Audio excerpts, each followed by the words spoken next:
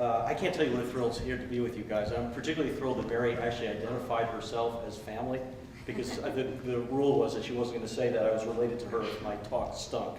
So bear with me as I try to work with you here overall. So I have been an internet executive, as she said. I ran the online stuff for the Washington Post and Newsweek, and I built a content portal in health and wellness that we just sold a couple of years ago. And I've traveled all over the world, and nothing prepared me for spending some time in the Middle East. And that's one of the things I want to talk about today. But there are really three things that I would really like to focus on. One is what I would call narrative bias, about how all of us kind of get stuck in stories. And when we have one story about something, it's very difficult for us to get out of that story and see other things that may be happening around the world. And the world, as I will talk about, is changing profoundly. Secondly, I'm going to talk to you very briefly about a very different Middle East than the Middle East you're probably accustomed to and see in the news all the time. And finally, I'll wrap up with telling you what I've seen in the Middle East is actually a lens into a very new world. And this world is your world.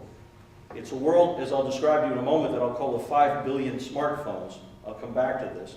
But what I mean when I say that is we're talking about a world where 2/3 of humanity in the next 8 to 10 years will have the equivalent of a supercomputer in their pocket all across the world. And the ramifications of what that means in the world, what it means for you guys when you get out to it, I think it's going to be unbelievable. If you remember me for nothing else, please remember me for constantly pushing yourself to always think, no matter what pressures are around you, how is the next 5 years going to be different than the previous 5 years? And with that, I want you to focus on who these girls are. Just get an idea in your mind about who they might be, and I'll tell you about them toward the end of it overall. So what do I mean when I say something called narrative bias? What it really means is we're all human beings and we love stories. Right now, every one of you has a story about me. You have a story about each other. You have a story about your ambitions. You have a story about the way the world works around you. And stories are fantastic. We as human beings need stories because we can act based on what we know and what we understand around them. But the problem with stories is that they can capture us. We can get stuck in one version of the world and not seeing a different world that is coming in a very, very powerful way. There's a wonderful guy with a great book that someday I hope you'll read. His name is Nassim Taleb, and he wrote a book called The Black Swan. And in this book, he analyzes how the world changes in very unpredictable ways, with the idea that all things being equal are never as such. And what he says, for example, is that he did a poll of people in America, and he asked them to bet on one of two scenarios, and they had to choose which scenario was the one that was going to happen. And the first scenario was, I want you to imagine that sometime in the next 10 years, there's going to be an earthquake in the United States of America that's going to kill 1,000 people. Scenario 2 is, there's going to be an earthquake in the next 10 years near San Francisco because of the San Andreas Fault that will kill 1,000 people. Which would you bet on? 93% of the Americans that he reviewed bet on the second one, because we all know San Francisco is a place that has a proclivity to earthquakes. But for you mathematicians here, you all know that San Francisco is located in the United States of America. You should only bet on the first one. But when you think about stories, when you think about narratives, you can take it aside, you can take it away in very powerful ways. I don't know what you guys watch in terms of news, either online or on television, or what your parents watch in terms of news, but chances are if they're Fox watchers, they're not spending too much time watching MSNBC. If they're MSNBC watchers, a pretty good chance they're probably not spending too much time watching Fox, because we like our stories, and they're important to us. We feel comfortable in them. Now, my own run-in with narrative bias really comes with these young women and what I've discovered in the Middle East over the last 2 to 3 years, because my narrative about the Middle East was one thing: war, destruction, sectarian religious unrest. My understanding of the Islamic world and the faith of Islam was, shall we say, highly limited. And it's really embarrassing for me to say this, because I've now run 3 or 4 technology companies. I've had operations all over the world. I've traveled all over the world. As we say in our business, I outsource technology to places like India, South America, Eastern Europe, Sri Lanka, Israel. And so I knew firsthand what happens when people have technology at scale, when everybody has access to technology, and what unbelievable things can happen in societies. And yet, I could not get it through my head that then Mubarak's Egypt could possibly be having young people doing really interesting things with technology that could change the world, not just their societies. In 2010, I got invited, because I get invited to a bunch of different talks, to give a talk to a startup competition, a tech competition in Dubai. And my entire world has been shaped from before and after that event. because I was completely and utterly unprepared to see 2,400 young people, not much older than you, from North Africa to Yemen. Nobody wanted to talk about religion. Nobody wanted to talk about politics. They were building and creating new things with technology as good as anything that I've seen in Silicon Valley or Washington, D.C. or New York or Boston. And it was unbelievable. There was a waiting list of 3,000 other young people that were there. I was so stunned by what I saw that I actually decided I'd extend my trip. And I went to Amman, Jordan, and I went to Cairo, Egypt. And literally, by the thousands, saw young people doing amazing things in their societies, completely psyched and totally revved up about the ramifications they could make, not just in a political way, which of course we all saw when the Arab uprisings happened a couple of years ago, but in terms of taking hold of their economic future, taking hold of the way that they could function in societies in very new ways and create opportunities that would grow on their own, simply because they had something that they didn't have 5 years ago, which we all take for granted, which is access to technology. And when you have access to technology at a very basic level, it has nothing to do with the technology. It just has to do with the ability to find people like you, see how they live, be inspired by them. It's the ability to collaborate in ways that we all take for granted. It's an ability to say, if somebody else did something and pulled it off, and they look and they seem like me, well, that means that I can do it too. And that to me is one of the great things about the period that you guys are coming into age of right now, because that is, in my view, what empowerment means, right? If all of a sudden you've got the ability to say, I'm not alone, I'm not crazy in what I believe in or what I aspire to do. And by the way, I see people just like me doing the same thing, so if they can do it, I can do it. You get this flywheel of success and impact, which is happening everywhere in the world, and it's been stunning to me from what I've seen in the Middle East. Just to give you kind of a quick tour of the young people that I've met overall, I broke them down in this book that you guys, some have gotten copies of. In the first group of these business builders, but I think society builders, I call the improvisers. And these are young people who see things that have worked elsewhere and they've brought it to the Arab world. So one should not be surprised that one of the first over $200 million companies that was formed by young people in the Middle East was the Yahoo of the Arabic. Maktub it was called. There's a wonderful company there called Souk.com, S-O-Q-U.com, which is probably worth hundreds of millions of dollars. It reaches millions and millions of people in the Arab world, and it will look just like Amazon.com to you. And the thing that is so exciting about this, it's interesting, business people look at companies that imitate other things and then do them in their own countries like somehow or other that's not a good thing. But when you think about it, it's absolutely a perfect thing. Because when societies start to have access to new technology and build new economics, people are worried about risk. Things maybe not will go right. So what they end up doing is they say, well, wait a minute, it's already worked over here and I can bring it here and it's a big market and a big opportunity, then it makes perfect sense. And by the way, what ends up happening is when someone builds a great successful company, guess what happens? The money they make, they invest in other companies, and the young employees who help them build it, they say, I can do it too, and they split off over and over again to create other economies. And that's where something happens which I think is unbelievably powerful. And by the way, you see this in all emerging growth markets, right? In China, there's a company called Baidu. It is effectively the Google of China, and it has just become enormous because China is enormous. There's a company also in China called Tencent, which is a little bit like a commerce company, many of you will know, enormous. In Brazil, there's a company called Mercado Libre, which is just like eBay or Amazon. Enormous company, hired thousands and thousands of people with huge impacts over Latin America. This is happening everywhere in the world in unbelievably powerful ways. The second group of young people that I saw that I just adored, I mean, these were heroes to me in every way, are women and men who I call the problem solvers. And this to me is one of the most exciting things about the time we live in now. Because problem solvers with technology believe that almost every problem can be solved by software in some form. So for example, I don't know how many of you have ever been to Cairo, but maybe some of you have been to Los Angeles. The traffic is some of the worst that I've ever seen in the world. And if you're my age or older, you say, man, if the traffic is bad, it's going to take a lifetime to fix, it'll take a generation to fix, you got to build new roads. The new generation says, no, wait a second. That generation you just wrote off as me, so we're not going to wait. So they create crowd-sharing apps so people can navigate around bad traffic. Millions of people are using something in Cairo called Bayalik, which is a little bit like Waze, and it just literally is the ability to crowd-share and crowdsource traffic routes so people can navigate the traffic. In many emerging markets, and in the Middle East in particular, education is really, really tough. And what really surprised me as I went around is that a lot of money is spent on education there. But imagine going to school. You guys have what, class size of 15 or 16 kids? I mean, imagine regularly going to a class of 75 or 80 kids, one teacher. Imagine how much gets taught.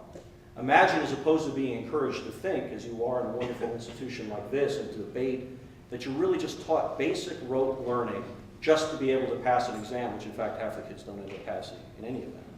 So this is a very difficult opportunity, and yet, because of technology, and because any problem could potentially be a software problem, thousands of young people, maybe 20% of the startups that I saw in Egypt, are building Khan Academy-like experiences in Arabic. And they're good for dumb phones, regular phones, and the real video experiences. And all of a sudden, when it used to be just a few rich kids could get some tutoring to get through a difficult education, millions are now going online. Millions are going online to be able to find very powerful alternatives. Third group of young people I met know that the world is one click away. And that means that they can build something overnight that people can use anywhere. I got pitched by these young kids in Egypt. They're just amazing, great entrepreneurs. And they came to me very, very excited about a project that they were doing, an app developing thing that they did for weather. And I looked down on my iPad and I realized I downloaded it 6 months earlier, having no idea that it was 15 young people in Alexandria, Egypt who'd done it. It's just a beautiful thing. And that's all that mattered. By the way, that app now, 2 years later, reaches over 8 million people. 40% of them are in the United States. They've spent no time in the United States ever. They've never visited it. And at 95 cents a pop, that ends up being a pretty interesting thing for young people who never thought about it. In a place like the Middle East and in a place like Africa and other places like it, everybody has a cell phone. People may live on $2 a day or less, but over 100% have at least one cell phone. And these are just regular phones. The big story of our time in the Middle East and elsewhere is that in the next 3 to 5 years, half the people are going to have smartphones. And by the way, the smartphones that I see there, imagine this, are like $50. And they're not quite as good as your iPhone. They may not be as good as your Samsung, but they're really good. And more importantly, they're real computers in people's hands, which means they can solve more and more problems. Should we be surprised that a society that has never known a landline is coming up with really amazing innovation in mobile? Because there are amazing things that people are developing there overall. Are we surprised that a region that is covered in sun is coming up with some of the most interesting solar innovation that we've seen anywhere in the world? So they're experimenting with amazing ways to take salt water and make it clear, desalinization. But one of my favorite young men is this entrepreneur who realized that under the desert between Libya and Egypt is literally the largest collection of fresh water on Earth. And he said, all we need to do is be able to pump it. That's all that matters. It's too hard to do because it's too hard to get oil and gas to the pumps to make it happen. So he's developed a farm-by-farm, unbelievably interesting light technology that every farmer can go out there and be able to pump water using the sun, pure and simple. Not any big solar project, farm by farm by farm. He believes he can increase the amount of farming in Egypt 25% in the next 10 years. Now, imagine for a second if it was 10% of that. The ramifications on these countries, I think, is unbelievable. So we're seeing all sorts of levels of innovation. The upshot of this becomes surprising to our narrative. If I were to ask you, what is the number one country on a per capita basis, but the number one country on earth watching YouTube, would you be surprised to know that it is Saudi Arabia? If I were to ask you what is the largest demographic of people who are watching video on YouTube in Saudi Arabia, would you be intrigued if I told you it was women?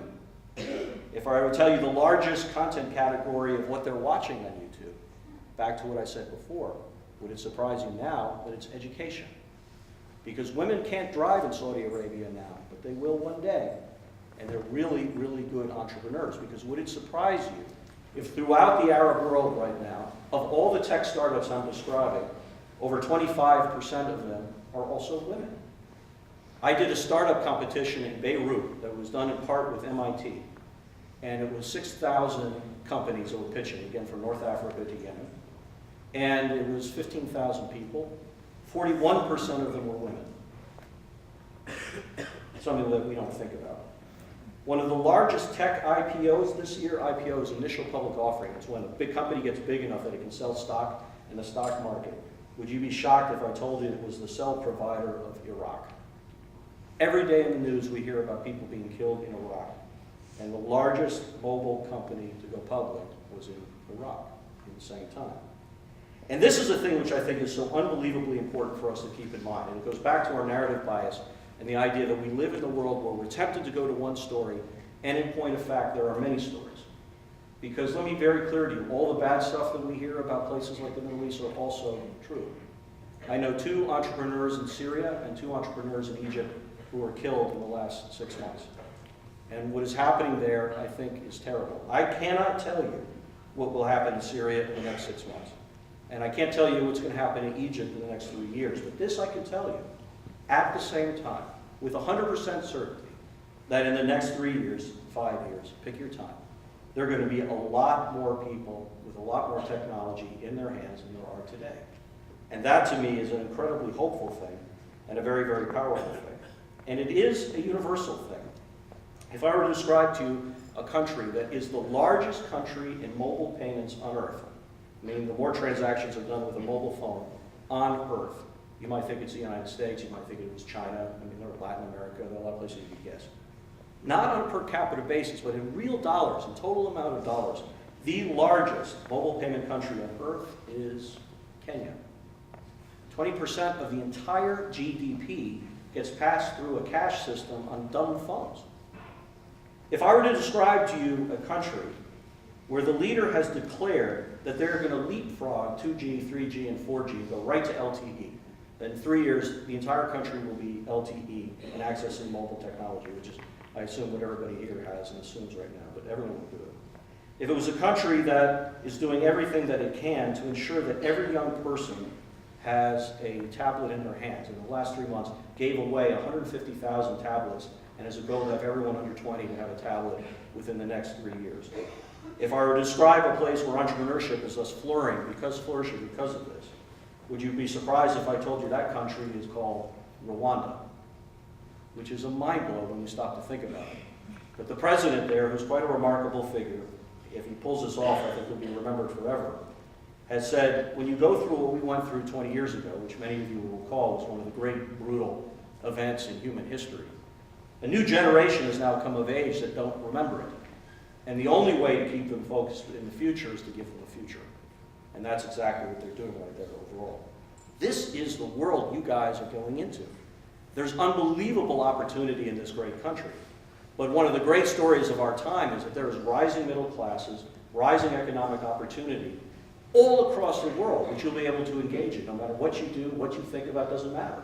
It's not just about business, it's not about high tech, it's just simply about the ability for human beings to connect from all corners of the world. And innovation, new ideas, new problem solving come from parts of the world that none of us in our old narratives could possibly imagine. Which brings me in many ways back to these young women. I'm not sure what you conjured up in your mind looking at these women now, but let me tell you who they are. Because there's this wonderful thing throughout the Arab world called Injaz, and it's effectively like a junior league. They go through every high school, as many high schools as they can get to in the Middle East, and they teach about technology and entrepreneurship, basic, how do you build something for yourself, not more complicated than that. And every year they have a competition of the best ideas from every country in the Middle East, high school kids, who pitch and pitch and pitch, and they finally get the ideas. These women won a year ago. These women are from Yemen. The women determined that in a camp area near where they lived in their village, that one of the biggest risks to that camp, which was mostly tents, was kerosene lamps, because people had fires all the time. This is in Yemen. I barely know anything about Yemen, but we have to watch it in the news to know what a difficult and terrible place it often seems to us. Here are these young women nearby who said, I can solve this by bringing solar-powered lanterns to everyone in the tent and build charging stations so they can charge them. Do that, the problem was solved. And that's exactly what they did. A community of 3,000 people, mostly women, now no longer have lanterns. They have charging stations. So one of the questioners asked the young women, how did you do this? Like, how did you pull this off? Where did you get your solar panels? Did some government organization give them to you? Did some rich person donate it to them? And one of the girls immediately shot up her hand. She said, no, we built them ourselves. And he said, what do you mean you built solar panels yourself? She said, yeah, go on YouTube. Go online. It's all over. Google it. She said, the first ones we made were pretty bad, but within 10 months they were working. And this other girl whips out a little solar panel this big, and she sticks it in an umbrella and says, now we're doing these because what we're doing is we're putting fans in umbrellas for women that are powered by the sun. Also an idea that she picked off somewhere online. I don't even know where. So it is a wonderful idea because I can assure you if it's happening in Yemen, it's happening everywhere. And I think it's one of the most important things that you guys will be coming into. I cannot think of a better time in history to be alive than when we are now. And I think it is particularly exciting to you because you're about to go into it in the earliest innings. And I cannot wait to see what some of you do with it. Thank you very much for spending time with me.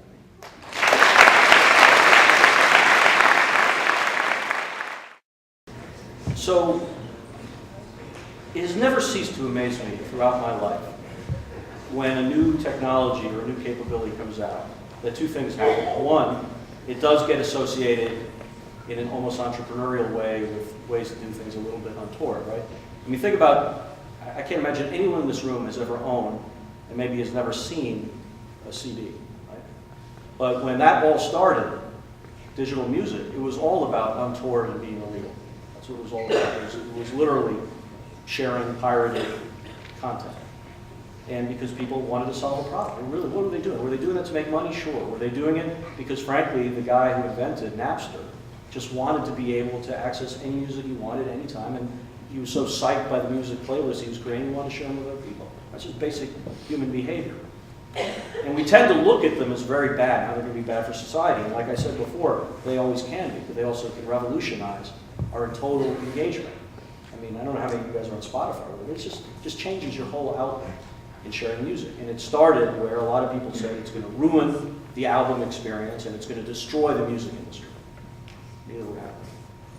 Right now, we pay with all sorts of ways in the way that we interact with people. We may pay in a way by liking something. We engage in all sorts of different ways beyond $1 or what have you. The idea that there could be a virtual currency with a very clear fixed value put to it, because there's not people pumping in more cash or taking out more cash, has been happening in the federal government today. And it can travel all around the world where people often don't have easy access to banking, opens up unbelievable opportunity for theft, unbelievable opportunity for speculation, and the ability for people to do transactions they never could do before. So when people look at Bitcoin in a bubble of today, it's very easy, and a lot of people are doing, is dumping what the bad things are going to happen. The speculation has raised the value of that currency ridiculously high. It will crash, and everyone will say, I told you so. But is it better for us to be able to have the ability to move and share goods, with a push of a button in a way that we can understand and measure it and translate it? Maybe. I think it's kind of cool. One of the things that we often don't know is what will be built off of things when they start. Right? This is the great lesson of technology. Right? SMS was first created by a bunch of loggers who wanted the ability to send quick messages to other parts of multi-acre areas.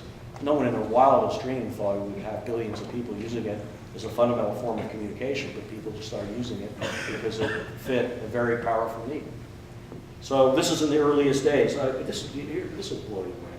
I gave a Skype talk to the American University of Baghdad 2 weeks ago. And so it was 50, 75 young people who were studying over there, most of them Iraqi. And we got into conversations, not unlike the conversations that we're having. And the last question came up, and the kid raised his hand, and he said, there's something I'm trying to understand. Who in their right mind running Snapchat would turn down a $3 billion offer by Facebook? That makes no sense to me at all. And he proceeds, in Iraq, having never left the country, to describe to me the situation of Snapchat better than almost anyone I'd ever heard talk about in America. 2 observations. One, if a kid in the middle of Baghdad understands Snapchat as much as a kid in Silicon Valley, what does that tell you about the opportunities ahead of us? But secondly, in a way to your question, what is so powerful is none of us really know what will be done with Snapchat. We think of Snapchat as it is today, a fun way for young people to share photographs, get around their parents, whatever, call it a day, it disappears. But who knows what it could be used for? Or what new things in their product suite the inventors of it are thinking about to come next. Everybody thought Facebook was merely a way for college kids to share basic updates, and it would be forever a college-by-college service. 650 million people using it every day as a massive form of communication wasn't on anybody's radar except for Mark Zuckerberg. So, we'll see. Thank you.